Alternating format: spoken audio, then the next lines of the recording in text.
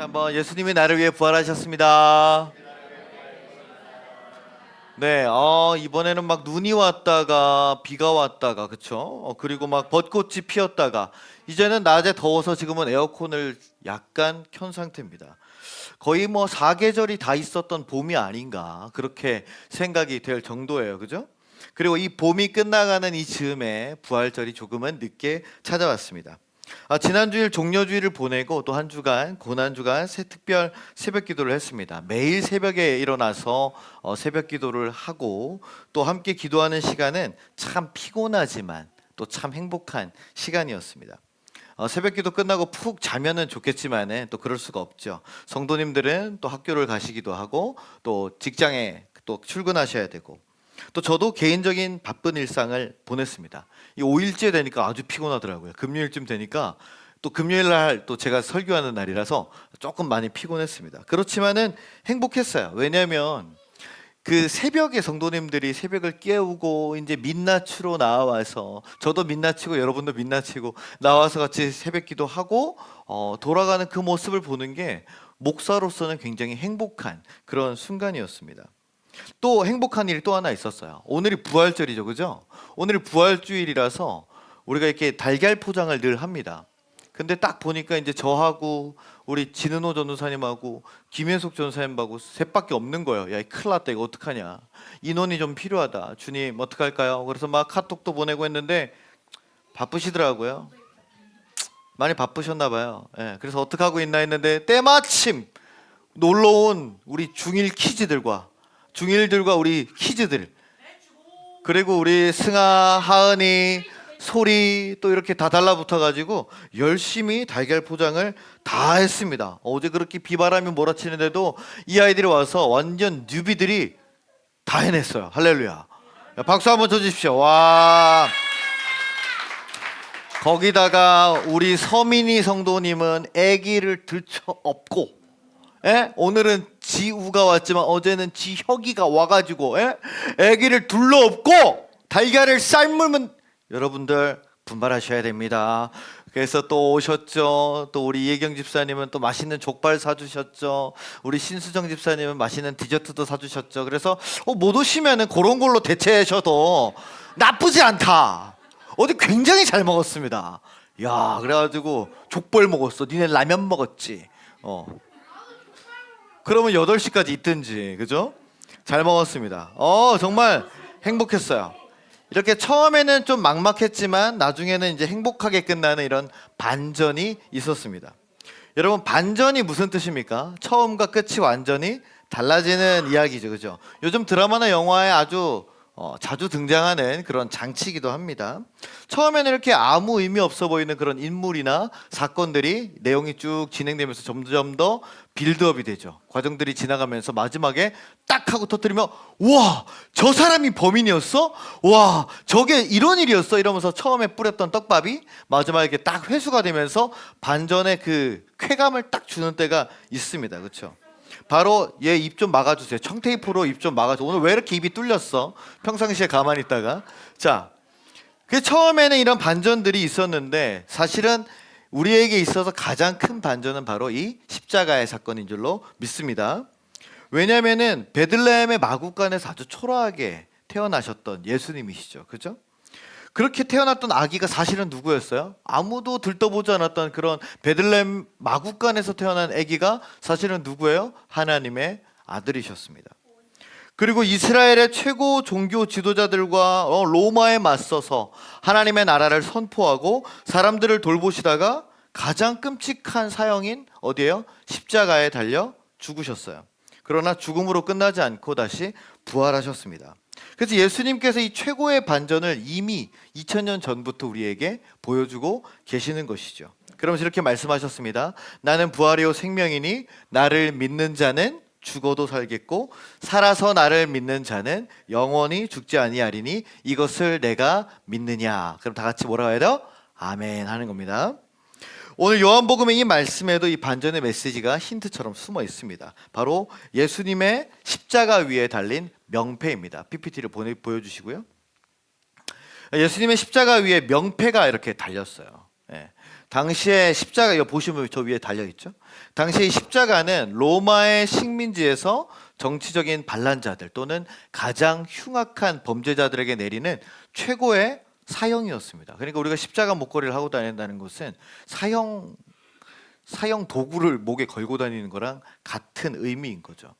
자, 이미 가시채찍으로 온 몸을 고문으로 맞아서 온몸이 찢겨지고 또 피를 많이 흘린 상태에서 어디로 올라갔습니까? 골고다 언덕까지 자기가 달릴 그 십자가 나무를 지고 올라갔습니다. 그러면서 모든 체력을 소진하죠. 그뿐만 아니라 십자가에 두 손과 두 발을 못으로 다 받게 해서 모든 체중이 어디로 오냐면 여기 가슴으로 오는 거예요. 폐로. 그래서 점점 더 헐떡거리다가 극한의 고통에서 천천히 죽게 만드는 게 바로 이 십자가 형벌입니다. 그래서 이 죄수가 이 십자가에 달려 돌아간다는 것은요, 그 죄를 무슨 죄를 지었는지를 알려야 돼요. 그래서 십자가 위에는 반드시 그 죄수의 이름과 그 죄수의 죄에 대해서 쓰게 되어 있습니다. 근데 그 명패를 누가 썼을까요? 넘겨주세요. 자, 여기 보시면 이렇게 써 있죠. 위에 뭐라고 써 있습니까? 한번 읽어봅시다. 시작. 빌라도가 패를 써서 십자가 위에 붙이니 나사렛 예수 유대인의 왕이라 기록되었더라. 이렇게 써 있습니다. 누가 썼다고요? 빌라도. 우리가 예배 시작할 때 고백하는 사도신경에 나오는 바로 그 본디오 빌라도에게 고난을 받으사 할 때 그 본디오 빌라도입니다. 그 사람이 누구냐? 넘겨주십시오. 자, 이 사람은 이스라엘을 다스리는 로마의 총독이었습니다. 그렇죠? 우리나라를 식민지 때 다스렸던 누굽니까? 이토 히로부미 안중근한테 한 대 맞고 이제 가신 분, 그죠? 같은 사람이 같은 역할, 총독입니다. 총독. 그리고 이 사람이 바로 예수님이 십자가형을 받도록 허락한 장 본인이었어요. 사실 이 빌라도는요, 예수님이 무죄라고 생각했습니다. 무죄. 그래서 어떻게든 예수님을 막 풀어주려고 노력을 했어요. 심지어 이 빌라도의 아내의 꿈에 천사가 나타나서 그를 해치지 말라. 그는 선한 사람이다. 이렇게까지 천사가 나타나서 경고했을 정도였습니다. 그런데 결국 예수님을 십자가에 못 박으라고 외치는 이 종교 지도자들, 지금으로 따지면 아주 큰 대형 교회의 목사들, 지금으로 따지면 그렇다는 얘기예요. 그런 사람들이 끝까지 와가지고 얘기하는 거예요. 못 박으라고. 못 박으라고. 그래서 빌라도가 아니 무슨 말이냐, 내가 그럴 만한 죄를 찾지 못했다. 그러니까 이제 이 사람들이 뭐라 그러냐면 당신은 로마의 총독 아닙니까? 자꾸 저희의 요구를 들어주지 않으면 당신은 로마의 총독의 충신이 아닙니다. 이 말이 무슨 말이냐? 우리가 원하는 걸 해주지 않으면, 이 예수를 십자가에 못 박지 않으면은 당신을 로마 황제에게 고소하겠다는 겁니다. 저 로마 총독이 이스라엘 다스리고 있는데 로마 황제한테 고소고발이 들어가면 어떻게 되겠어요? 총독 자리가? 그렇죠, 박탈당하겠지. 똑똑하네. 그리고 로마 총독에서 이 이스라엘을 다스리다가 로마로 돌아가면 이 사람은 원로원이라는 데 들어갈 수 있는 기회가 있습니다. 그러니까 정치적으로 훨씬 더 중요한 곳으로 진출하게 되는 것이죠. 근데 이렇게 되면 안 되는 거예요. 그래서 이 사람이 어쩔 수 없이 깊이 고민을 하다가 결국, 그 다음 넘겨주세요. 사람들 앞에서 이제 물을 떠다가 손을 이렇게 씻습니다. 쫙 씻으면서 뭐라 그러냐면은, 나는 이 예수의 피에 난 죄가 없다. 너희들이 하라고 그랬으니까 이 피를 너희들에게 돌려라. 이렇게 말해버리고 예수님을 넘겨줍니다. 탁 넘겨주는 거예요.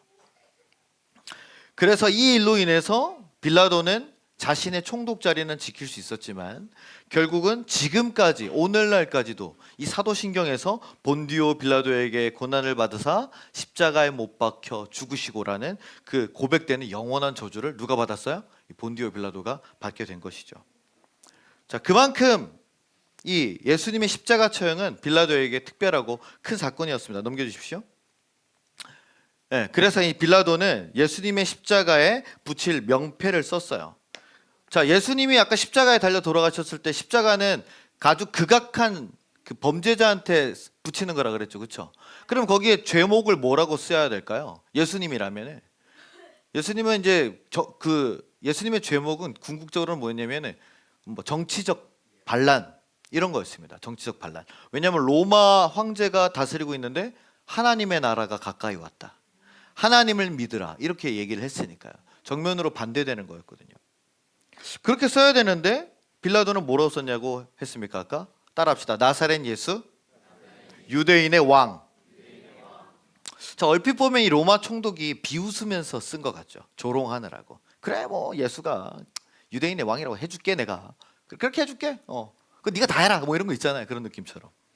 그렇게 쓴 것처럼 보이지만 사실은 여기에 하나님의 진리의 선포가 이 빌라도의 손을 통해서 선포되었다는 거예요. 예수님이 달리신 십자가는요, 이스라엘에 가면은 골고다라고 불리는 언덕입니다. 보시면 이렇게 보이죠. 저렇게 예루살렘이 성전이 쭉 보이는 언덕 위였어요. 그 언덕이 어디냐? 넘겨주세요. 자, 이 골고다입니다. 자, 여기 이 골고다가 무슨 뜻이냐면 해골의 언덕이라는 뜻이에요. 해골이 보이세요? 자, 그다음 한 번 더 넘겨주세요. 자, 여기 있죠, 해골이. 보시겠어요? 네. 그래서 이게 지금도 있는 골고다 언덕입니다. 저 언덕에 보이는 그 해골의 눈같이 보이는 두 개의 움푹한 구멍이 있어서 저기가 이제 골고다의 언덕이라고 부르고, 저기서 십자가형을 많이 해서 그 죽은 시체들의 뼈가 저기에 그냥 다 버려져 있었어요. 그래서 해골의 언덕, 해골의 장소다 이렇게 불리는 곳입니다. 그런데 보십시오. 이 때가 언제냐면 온 이스라엘 사람들이 전부 다 모이는 유대인들이 가장 크게 보내는 유대 그 유월절이라는 명절이었어요. 그래서 수만 명이 예루살렘에 있었습니다. 이스라엘 사람들뿐만 아니라 로마 사람들, 뭐 외국인들도 엄청 많았어요. 수만 명이 있었어요. 그래서 빌라도가 명패를 쓰면서 굳이 안 그래도 되는데 굳이 세 가지 언어로 쓴 겁니다. 자, 넘겨주십시오. 자, 이렇게 해서 보이죠? 못 읽으시겠죠? 그죠? 저도 열심히 찾아봐서 읽을 수 있습니다. 자, 그 다음에 한 번 더 넘겨주세요. 이렇게 쓰였습니다. 히브리어와 로마어, 로마말, 라틴어, 그 다음에 헬라어 이렇게 쓰였습니다. 히브리어로는 무슨 뜻이냐? 이게 저기서부터 이거예요. 하, 나츠리, 멜렉, 그 다음에 뭐죠? 하, 예후딤 이런 뜻입니다. 다 똑같은 말이에요. 나사렛 예수, 유대인의 왕 이런 뜻입니다. 이 히브리 말은 유대인의 정체성을 가진 말이죠. 우리 한국 사람이 한국말 쓰는 것처럼. 그리고 동시에 하나님의 언약의 언어입니다. 히브리 말로 썼다는 거예요. 빌라도가 똑똑했나 보죠, 그렇죠? 두 번째 라틴어, 로마어입니다. 어떻게 써 있냐면 예수스, 나자레이누스, 렉스, 유데오룸 이라는 뜻입니다. 이 로마어 말은 누가 씁니까? 로마 제국의 말이죠. 로마 사람들의 말, 로마 황제의 말, 통치하는 언어입니다. 세 번째 헬라어, 예수스, 호 나자로이스, 호 바실레우스, 톤 유다이온 이런 뜻입니다. 이 세 가지 말로 쓰인 거예요. 이 그리스 말, 헬라어, 우리가 알파, 베타, 감마, 델타 뭐 이렇게 하는 거 있죠. 그게 다 이 헬라어예요. 지중해에서 가장 많이 사용되는, 지금으로 치면 영어 같은 말입니다. 그래서 문화와 철학과 학문의 중심 언어였어요. 그래서 이 세 가지 말로 이렇게 쓰인 것이 사실은 예수는 약속된 메시아고, 예수는 세상의 진정한 왕이고, 예수는 철학과 지성의 주님이시다 이런 뜻이에요. 참 신기하죠. 로마 총독이 그것도 십자가에 달릴 죄인을 위해서 이렇게 친절하게 세 가지 언어로 썼다는 겁니다. 그것도 유대인의 왕으로 썼다니 얼마나 대단합니까? 그 사람은 생각하지 못했겠지만 이것이 바로 반전이라는 거예요. 예수님이 진짜 왕이라고 선포가 된 것이죠. 여러분, 우리는 예수님을 누구라고 말합니까? 아직 교회 다닌 지 얼마 안 되는 우리 키즈 친구들은 그냥 뭐 교회에서 중요한 사람 아니에요? 그 역사적 위인 중에 한 사람 아니에요? 뭐 이렇게 생각할 수도 있겠습니다. 또 교회를 좀 다닌 사람들은 예수님을 누구라고 고백합니까? 하나님의 아들이십니다. 그리스도십니다. 뭔지 이렇게 고백할 수도 있겠죠. 그러나 오늘은 우리가 함께 이 고백을 하기 원합니다. 한번 저를 따라해 주십시오. 예수님은 나의 왕이십니다. 영어로도 한번 해볼까요? Jesus is my king. 멋있죠. 다시 한번 Jesus is my king. 네, 예수님 나의 왕이십니다. 여기에 무슨 뜻이 담겨 있냐면 나의 왕이신 예수님의 말씀을 내가 따르겠습니다 라는 뜻이 있습니다. 할렐루야. 빌라도가 이 세 가지 이름을 명패에 이렇게 쓰는 것을 누가 보고 있어요? 그 따지러 왔던 종교 지도자들이 옆에서 이렇게 보고 있는 거예요. 저처럼 이런 가운 입은 사람들이 옆에서 빌라도가 뭐라고 쓰고 있나 이렇게 쳐다보고 있는 거죠. 빌라도가 열심히 쓰고 있겠죠. 쓰고 있으니까 한 사람이 읽어보더니 저 총독님 그렇게 쓰시면 안 되는데요. 거기다 자칭이란 말을 좀 써주십시오. 자칭. 이렇게 쓰는 겁니다. 아니 무슨 유대인의 왕이라고 썼어? 말도 안 되지 않아? 신성 모독죄라고 써야지. 정치 반란범이라고 써야지. 말도 안 돼. 웅성웅성거리니까 대표인 그 대제사장 가야바가 가가지고 이제 얘기했겠죠. 아이, 이렇게 쓰시면 안 됩니다. 그 자칭이란 말을 붙여주십시오. 그렇게 딱 얘기합니다. 그렇죠? 왜요? 이 유대 지도자, 종교 지도자들의 입장에서는 예수가 어떤 사람이에요? 아군이에요, 적군이에요? 적군이죠. 왜?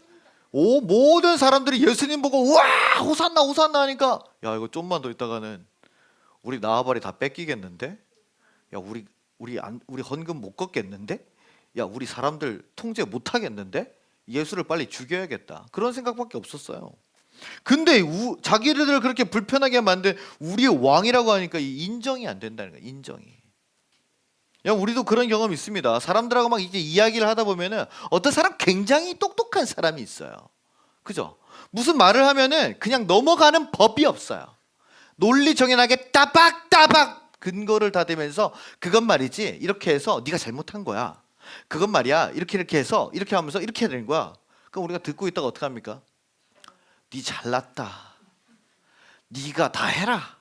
아유 예 변호사님 납셨어요. 예 아유 네 천재세요. 막 이제 우리가 이렇게 얘기하죠.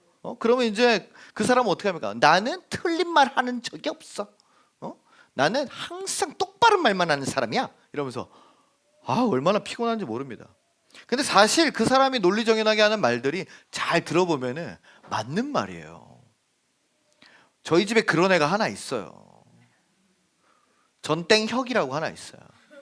식사 시간에 뭘 얘기하면 누나들이 말할 때나 엄마 아빠들이 말할 때나 가만히 듣고 있다. 그건 말이지? 이러면서 계속 밥도 안 먹고 계속 주저주저 얘기하면 혼자 10분을 얘기해요. 근데 가만히 들어보면은 그 말이 맞을 때가 있다는 거예요. 그런데 인정이 안 돼요. 왜요? 자존심이 상하거든요. 그래서 비꼬게 되어 있다는 겁니다. 왜 그런가 하면 사람들은 자기에게 불편한 내용이 정면으로 딱 들어오면은 제가 잘못했습니다. 제 실수였네요 하고 인정합니까 안 합니까? 안 해요. 니 똥 구일다야. 응 그래. 이러면서 바로 맞받아쳐요. 왜냐면 그게 사람의 방어 기제라는 거거든요. 그죠? 마찬가지로 이스라엘 종교 지도자들은 빌라도가 쓴 명패가 마음에 들지를 않았어요. 저 뭔데 저렇게 쓰냐? 빨리 자칭이라고 빨리 쓰라고 해라. 예수는 더 비참해야 되고 더 치욕을 당해야 됐습니다. 그래서 이 예수님이 유대인의 왕이라는 이 진리를 왜곡시키고 싶었어요. 그걸 누가 예수님이 스스로 그렇게 떠벌리고 다녔다는 식으로 만들고 싶었다는 거죠. 그러나 하나님의 진리는 결코 숨겨질 수 없습니다. 억지로 감춰줄 수 없다는 것이죠. 여러분 한번 생각해 봅시다. 나는 무엇을 어떤 진리를 왜곡하면서 살고 있을까? 교회를 다니기 시작하고 예수님을 믿게 되면서 오늘 같은 부활절이 되면 물어봅니다. 부활절이 뭐야? 예수님 부활하셨다는데? 에? 죽었다 살아났다고? 그렇대. 진짜야? 진짜야? 과학적으로 증명될 수 있어? 이게 역사적인 근거가 있는 거야? 2000년 전의 사람이 어떻게 살아나? 지금도 못 살아나는 마당에? 그죠? 그러면서 나는 그건 못 믿겠다 부활절은. 그러면서 또 한 발짝 더 나가면은 성탄절도 나는 사실 안 믿어. 그거는 그 크리스마스는 애들 선물 주려고 그 어린들이 그냥 코카콜라 회사랑 같이 이제 합작해가지고 그냥 대충 만드는 그 동화 같은 이야기 아닙니까 그거. 뭐 예수님이 어떻게 해요? 이게 처녀의 몸에서 이렇게 태어나요. 그럼 지금도 태어나야지.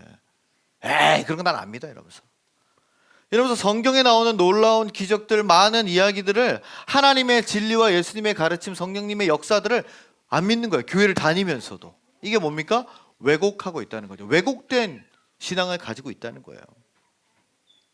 그래서 일요일에 교회는 나오지만은 나는 이성적이고 난 과학적인 걸 믿는 사람이야. 이렇게 말하는 사람을 우리는 패션 기독교인이라고 얘기합니다. 기독교인은 뭐예요? 패션. 십자가 목걸이. 여러분 집에다 십자가 목걸이 하나씩 있죠. 십자가 귀걸이 하나씩 있죠. 그죠? 그거 다 뭐 패션이잖아요. 십자가 목걸이 하고 다닌다고 침 안 뱉는 거 아니잖아. 그죠? 그런 거 다 뭐야? 패션이다, 패션. 무늬만 그리스도인이다 이 말이에요. 그러니까 사실 믿지 않는 사람들 눈에는 아마 여기 우리 요번에 새로 나온 이런 친구들 눈에는 기독교인이 되게 이상하게 보일 거예요. 그렇지 않을까요? 아니 우리나라랑 상관도 없는 누구예요? 예수님 우리나라랑 상관없잖아요, 그렇죠? 우리가 뭐 안중근이나 뭐 이렇게 유관순 열사를 기린다면 이해를 할 수 있어요. 이순신 장군이나 뭐 그렇죠? 어?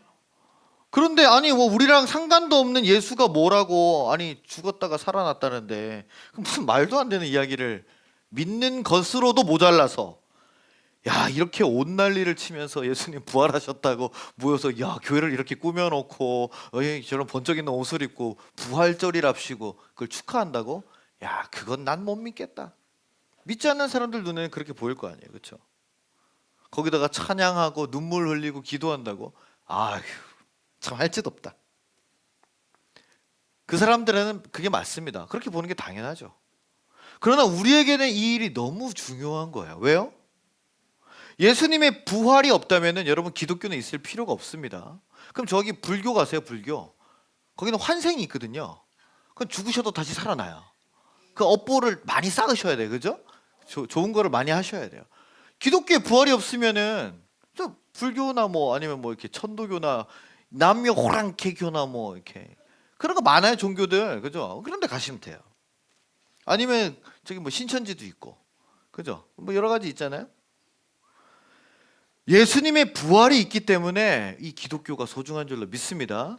왜냐하면 이 부활이 있기 때문에 내가 죄를 범해도 내가 엉망진창이 되어도 여러분 다시 돌아올 수 있는 기회가 생기는 줄로 믿습니다.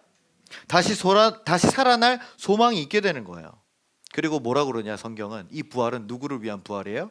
나를 위한 부활이다. 따라합시다. 나를 위한 부활이다. 그래서 이 부활은 우리에게 가장 중요한 믿음이고 생명인 줄로 믿으시기를 부탁을 드립니다. 아멘. 이제 마지막 장면이다. 장면입니다. 이 명패를 씁니다. 빌라도가. 그죠? 넘겨주십시오. 네. 그러니까 빌라도가 뭐라 그럽니까? 막 뭐라 그래요 옆에서. 여러분들 막 뭐 하고 있는데 옆에서 짜증나게 그러면 뭐라 그럽니까? 야 그건 이렇게 해야지, 야 저건 저렇게 해야지. 특히 이제 남자분들 운전하실 때 옆에서 아내분이 뭐라고, 그 2차선 타야지, 깜빡이 켰어? 아유 속도 좀 줄여. 그렇게 이제 훈수두면 뭐라 그럽니까? 내가 알아서 할게, 좀 냅두라고. 그죠? 또 막 뭔가 이렇게 열심히 하고 있는데 아우 그럼 그렇게 자르면 안 되지, 이렇게 해야지. 아우 그럼 왜 그렇게 해? 이제 옆에서 계속 뭐라 그러면 내가 알아서 할게. 약간 킹 받지 않습니까? 그죠? 완전 킹 받는 케이스가 생기는 거예요. 저는 약간 오늘 빌라도의 이 말을 보면서 그런 게 생각이 났습니다. 여러분 재밌는 게요, 마태, 마가, 누가, 요한 네 가지 복음서에 이 장면이 똑같이 있는데 오늘 요한복음만 빌라도가 짜증내는 게 나와요. 오늘 요한복음만 막 뭐라 그러니까 자칭이라 쓰십시오 막 그러니까 이제 총독이 이제 빡친 거죠. 야 내가 쓸 걸 썼어, 내 맘이야. 예수 넘겨줬잖아. 명패는 내가 쓸게. 딱 이렇게 얘기하신 거죠. 그 끝까지 좀 안 넘겨주든가. 그렇죠. 마지막에만 이렇게 자기 양심을 지켰단 말이죠. 사실 빌라도가 굉장히 자존심이 상했겠죠. 그죠? 최고의 통치권이 누구한테 있습니까? 자기한테 있잖아요. 자기가 지금 무죄라고 그러는데 이렇게 잡것들이 몰려와서 죽여라 이러고 있으니까 그 자기 통치권을 넘겨준 거잖아요. 얼마나 그 부하들이 다 보고 있는데 쪽팔리겠죠. 그게 자존심 상했을 겁니다. 그러면서 이제 이렇게 쓴 것은 뭐냐면 너희가 십자가 죽음으로 몰아간 그 예수를 나는 너희의 유대인들의 왕으로 인정하겠다라는 뜻입니다. 만약에 빌라도가 막 알았어 자칭 써줬다면 어떻게 됩니까? 이 명패는 오늘날까지 조롱거리예요. 왜? 겉봐라, 예수가 자기가 스스로 하나님의 아들, 자기 스스로 유대인의 왕으로, 그 정신병자였다 이렇게 되는 거거든요. 그러나 하나님께서 빌라도의 입술을 통해서 예수님이 유대인의 왕일 뿐만 아니라 온 세상의 왕임을 선포하게 하신 줄로 믿습니다. 아멘. 사랑하는 하늘씀 성도 여러분, 이 나사렛 예수, 유대인의 왕이라는 명패는 사실 세상 사람들이 볼 때는 아주 하찮고 조롱거리였습니다. 그러나 하나님은 이 조롱과 치욕의 십자가와 명패의 이름을 진리의 선포로 바꾸셨습니다. 그리고 오늘은 우리가 부활의 주님 앞에 서는 날이에요. 예수님은 나사렛 출신의 아주 초라하고 비천하고 가난하고 무명한 분이셨지만은 그분은 온 세상이 왕이 되셨습니다. 그분은 십자가에서 죽으셨지만 부활하심으로 영원한 생명의 주가 되셨습니다. 빌라도와 유대인들의 조롱을 받으셨지만 하나님께서는 그 조롱마저 사용하셔서 예수님을 유대인의 왕으로 선포하셨습니다. 이처럼 십자가는 반전의 능력입니다. 조롱을 영광으로, 죽음을 부활로, 불가능을 가능으로 만든다는 것이죠. 지난주 월요일에 제가 편지를 한 통 받았습니다. 아마 본 분들도 계실 텐데 못 본 사람들도 있을 것 같아서 오늘 한번 그거를 보도록 하겠습니다.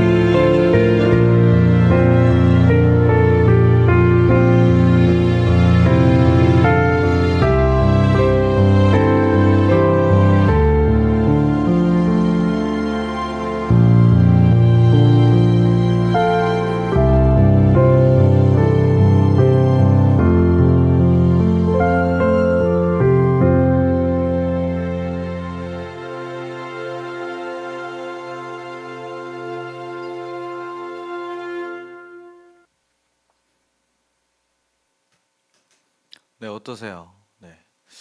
저하고는 아무 일면식도 없는 이 무기징역수가 18살의 감옥에 살인이라는 공범이라는 그 죄를 이제 받고 지금 벌써 감옥에 들어간 지 22년이라는 말을 전해 왔습니다. 나이가 저보다 한 2살 어리더라고요. 대부분 아시겠지만은 정말 무기징역이라는 게 너무나 큰 무서운 죄입니다. 그렇죠? 이 무기징역수가 신문에 난 저의 기사를 잠깐 보고 나서 이런 편지를 썼다는 게 믿어지지가 않았습니다. 5장이나 썼거든요, 저한테. 그리고 정말 많은 생각이 들었고 눈물이 났습니다. 내가 뭐라고 이런 편지를 받을 자격이 있는가? 그러면서 옛날에 만났던 아이들이 생각이 다 났어요. 가출했던 아이들, 또 경찰서 갔던 아이들, 문제가 있어서 제가 다 만나줬던 아이들, 교회에서 같이 잤던 아이들. 그 아이들은 지금 어디서 뭘 하고 있을까? 이 편지 가장 처음에 뭐라고 썼습니까? 이 사람이 전웅재 목사님께라는 말을 썼습니다. 내 이름이 써 있는 거예요. 이 편지를 읽으면서 이제 내 이름은 내가 아무렇게나 막 살아도 되는 이름이 이제는 아니게 되었구나라는 생각이 들었습니다. 하필 이 시기에요. 이 시기에 하필 고난주간이 시작되는 월요일에 또 이 부활주의를 준비하는 이때, 그것도 작년 여름에 한번 왔다가 제가 없어서 반송되었다가 또 온 거예요. 6개월 만에 왔더라고요. 다시. 그렇다면 이 편지가 저한테 왔다는 것은, 이것은 분명히 하나님께서 분명 저와 우리 하늘샘 성도들에게 주시는 하나님의 분명한 메시지가 있다라고 저는 믿고 있습니다. 우리가 지금 하늘샘 교회를 다니는 것, 이 교회를 통해서 같은 예수님을 믿고 같은 신앙의 공동체로 살아간다는 것, 그건 결코 우연이 아니라는 것이죠. 하나님의 뜻이라는 겁니다. 우리 교회가 앞으로 나아가야 할 방향. 그래서 그렇게 꾸준히 했더니 요놈들도 오늘 여기 와서 앉아 있는 거잖아요. 그죠? 얘네들 저를 모르는 애들입니다. 우리 만난 지 얼마 안 됐어요. 한 달? 그지? 할인은 한 달쯤 됐나? 조용히 해. 전혀 모르던 친구들이 이 일을 계속 하고 있으니까, 14년째 하고 있으니까 오는 것 아니겠습니까? 할렐루야. 오늘 우리의 이름을 떠올려 봅시다. 여러분 다 이름이 있으시죠? 그 이름대로 내가 잘 살아가고 있는지, 부모님께서 지어주신 멋지고 아름다운 이름이 있음에도 불구하고 나는 세상이 붙여준 실패의 이름표에 더 신경을 많이 씁니다. 세상이 우리한테 이름표를 붙여요. 뭐라고 붙입니까? 겁쟁이, 실패자, 가난뱅이, 배신자, 정신없는 놈, 돈에 환장한 사람, 게임 중독자, 폰 중독자, 게으름뱅이, 잘난 척쟁이, 위선자, 죄인, 이 다 세상이 우리에게 붙여놓는 이름표예요. 지난 한 주간 우리가 고난주간을 보내면서 우리가 빨간색으로 십자가에 못 박을 나의 이름을 썼습니다. 이미 쓰신 분들은 제가 다 꽂아놨어요. 아직 혹시 못 쓰신 분들은 이따가 나오실 때 저기서 써서 나오시기를 바랍니다. 세상이 붙인 이름, 내가 괴로워하는 그 이름은 오늘 부활절을 기점으로 사라지게 될 줄로 믿습니다. 예수님의 부활을 기념하고 기억하며 믿게 될 때 이제는 우리는 새로운 이름을 받게 됩니다. 따라할까요? 예수쟁이, 그리스도인, 하나님의 사랑받는 자녀, 예수님의 친구, 성령의 사람, 믿음의 사람, 사랑을 전하는 사람, 사람을 살리는 사람, 십자가의 향기가 나는 사람. 아멘. 이 부활의 십자가를 통해서 우리 인생에 새로운 장이 또다시 열리게 될 줄로 믿습니다. 이제는 우리 차례입니다. 예수님의 부활이 1년에 한 번 이렇게 거창하게 한번 딱 이렇게 우리가 기념하고 멋있게 예배를 드리고 끝나는 것이 아니라, 이 우리의 삶의 방향을 완전히 바꾸어내는 것이 바로 십자가의 능력인 줄로 믿으시기를 주님의 이름으로 간절히 축원합니다. 그리고 이 복음을 내 이웃의 언어로, 내 세상의 언어로 여러분들이 살아가는 모든 삶의 자리에서 증언하며 살아갈 때 예수님의 이름이 널리 전해져서 정말 놀라운 일들이 일어나게 될 줄로 믿습니다. 그때 예수님이 진짜 나의 왕이 되시고 우리가 부활의 생명을 받게 되실 줄로 믿으시기를 주님의 이름으로 간절히 축원합니다.